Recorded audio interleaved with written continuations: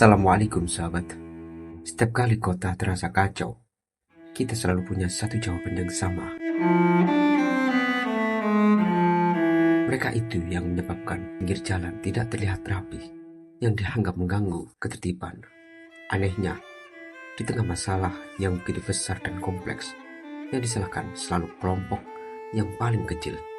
Padahal, kalau dilihat lebih dalam, jumlah mereka tidak seberapa, kuasa mereka hampir tidak ada, dan pengaruh mereka jauh dari cukup untuk menciptakan kekacauan sebesar itu.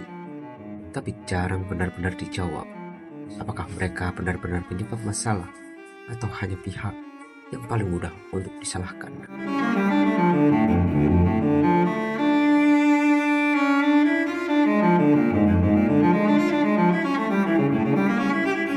Untuk memahami ini, kita perlu melihat lebih dalam, bukan pada siapa yang terlihat di permukaan, tapi pada bagaimana sistem ini bekerja.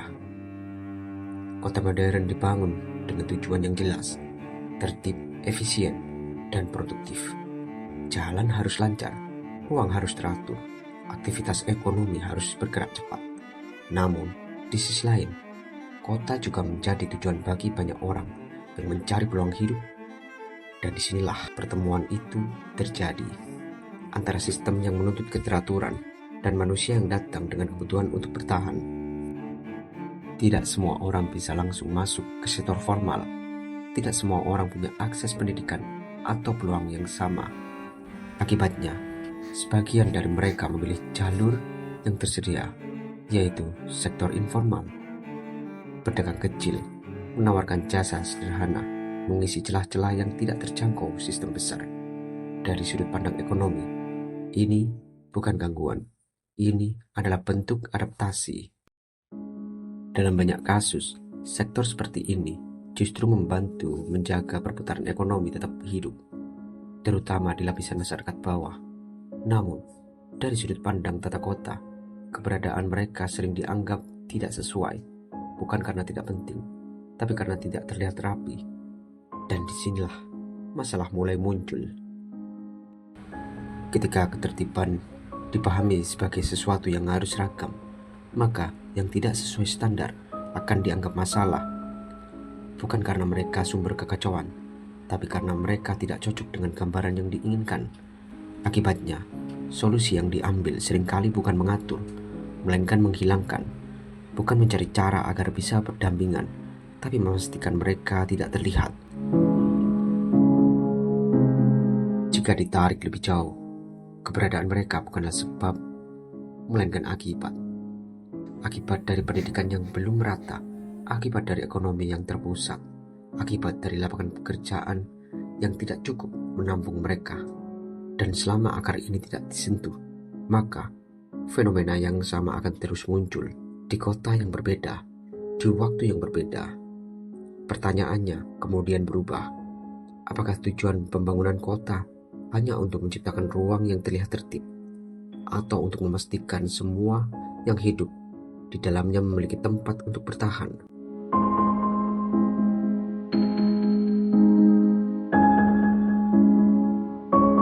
Untuk menjawab itu, kita perlu melihat satu lapisan yang sering terlewat, peran ekonomi kecil dalam sistem yang lebih besar.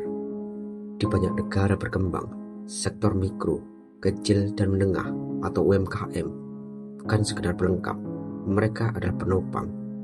Di Indonesia, data terbaru menunjukkan bahwa UMKM menyumbang sekitar 61% terhadap produk domestik bruto atau PDB nasional dan menyerap hampir 97% tenaga kerja.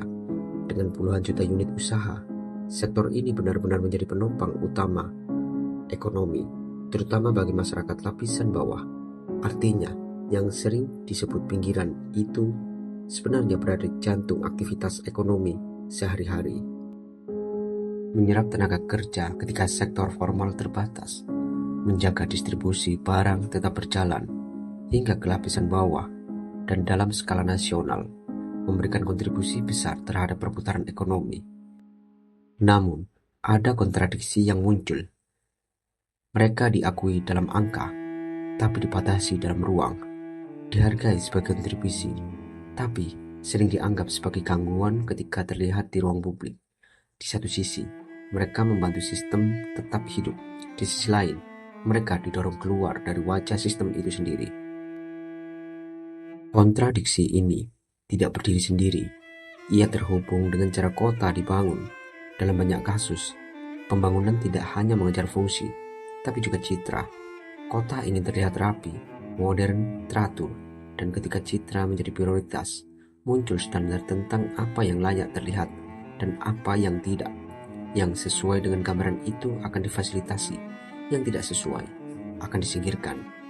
Bukan selalu dengan cara yang kasar, tapi melalui aturan, kebijakan, dan pembatasan yang terlihat netral, namun berdampak tidak merata. Di titik ini, yang terjadi bukan lagi sekedar penataan ruang, melainkan proses seleksi sosial. Siapa yang boleh terlihat dan siapa yang harus berada di luar pandangan. Padahal, jika ditarik kembali ke awal, tidak ada manusia yang memilih untuk hidup dalam keterbatasan. Setiap orang mencari cara bertahan, mencari ruang untuk hidup lebih baik. Namun, ketika akses tidak merata, ketika peluang tidak terbuka untuk semua, maka sebagian orang akan berada di luar jalur yang dianggap ideal. Dan ketika mereka mulai terlihat di ruang publik, mereka bukan dilihat sebagai hasil dari proses panjang itu, melainkan sebagai masalah yang harus diselesaikan.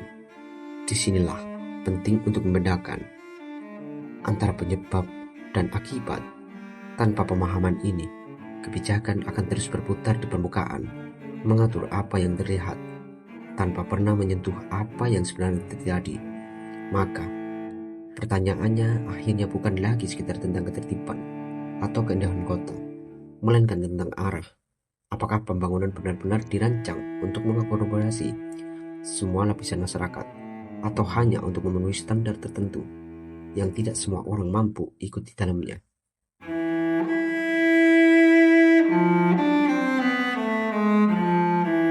Jika ditarik lebih jauh, agar persoalan ini tidak berhenti di ruang kota saja, tapi pada bagaimana kesempatan ini didistribusikan sejak awal. Kesejahteraan pendidikan, misalnya, sering disebut sebagai solusi mendasar. Dengan pendidikan yang merata, setiap individu diharapkan memiliki kemampuan untuk bersaing dan mendapatkan pekerjaan yang layak.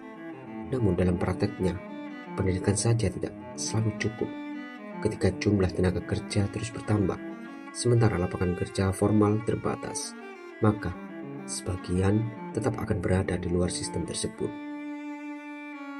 Disinilah muncul fenomena lain, pengangguran atau pekerjaan dengan upah yang sangat minim. Bagi sebagian orang, pilihannya bukan lagi antara pekerjaan yang baik atau buruk, melainkan antara bekerja apa adanya atau tidak bekerja sama sekali. Dan bahkan ketika pekerjaan itu ada, upah yang diterima seringkali tidak sebanding dengan kebutuhan hidup yang terus meningkat. Akibatnya, sektor informal kembali menjadi pilihan yang paling realistis, bukan karena lebih menguntungkan, tetapi karena lebih realistis dan memungkinkan untuk dijalani. Fenomena ini juga terhubung dengan ketimpangan antara desa dan kota. Pembangunan ekonomi terpusat di kota menciptakan perbedaan peluang yang signifikan. Hari ini, lebih dari 60% penduduk Indonesia sudah tinggal di wilayah perkotaan. Jutaan orang datang ke kota seperti Surabaya dengan harapan yang sama, mencari penghidupan yang lebih baik. Di satu sisi, desa mungkin menerima investasi, namun dengan upah yang relatif rendah.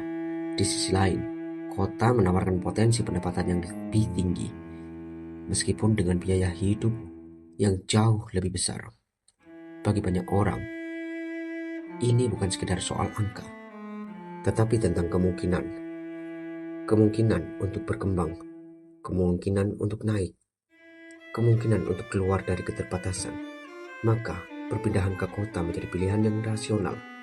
Namun, ketika banyak orang datang dengan harapan yang sama dan sistem tidak mampu menampung semuanya, maka sebagian akan berada di luar jalur yang diharapkan, dan disitulah kelompok yang disebut marginal terus terbentuk.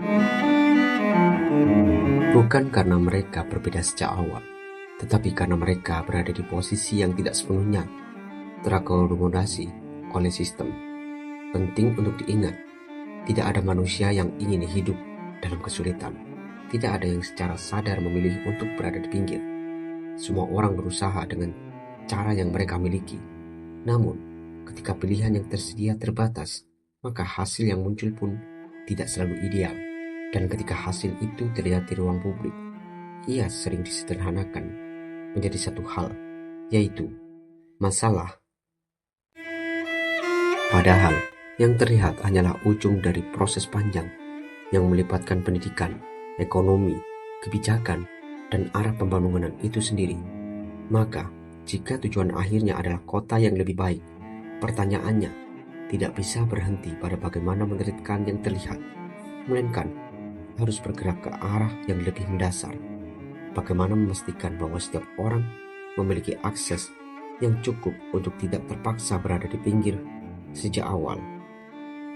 Dan sebelum sampai pada penutup, ada satu lapisan penting yang tidak bisa diabaikan. Bagaimana kebijakan itu sendiri dibentuk. Dalam banyak kasus, kebijakan tidak lahir di ruang yang sepenuhnya netral.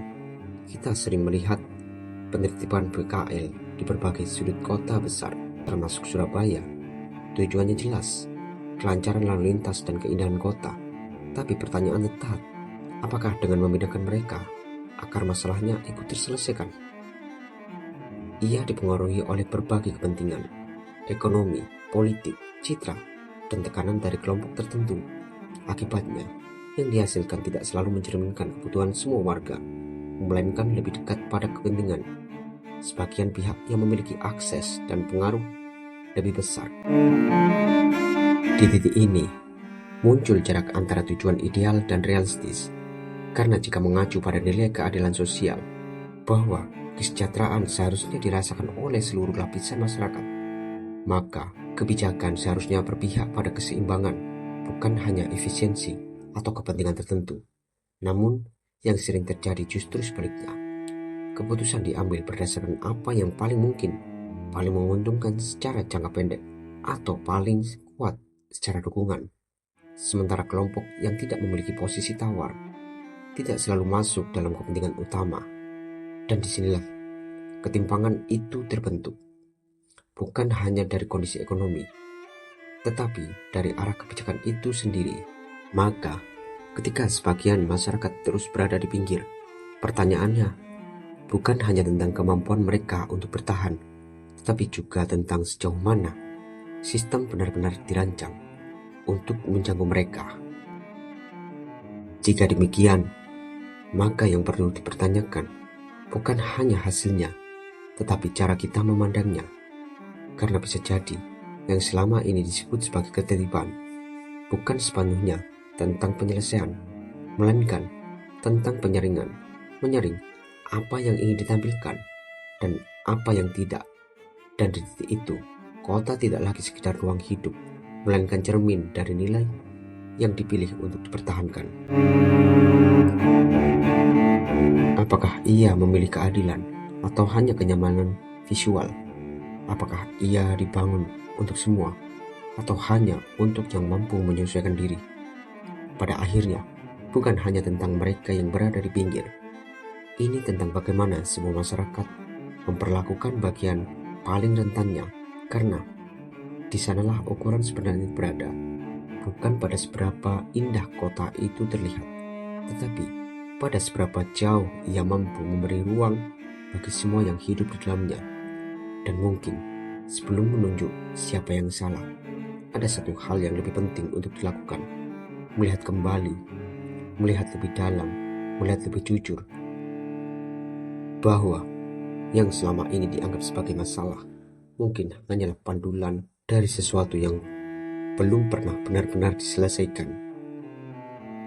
Mari kita mulai dari hal yang sederhana, tidak terburu-buru menyimpulkan, tidak mudah menyalahkan yang terlihat di permukaan. Coba pahami sebelum menilai, coba melihat sebelum menghakimi, dan yang lebih penting, mulai bertanya, bukan hanya siapa yang salah, tapi apa yang sebenarnya terjadi. Karena perubahan tidak selalu dimulai dari kebijakan besar. Kadang ia dimulai dari cara kita melihat, dan dari sana perlahan cara kita bersikap ikut berubah. Wassalamualaikum warahmatullahi ta'ala wabarakatuh.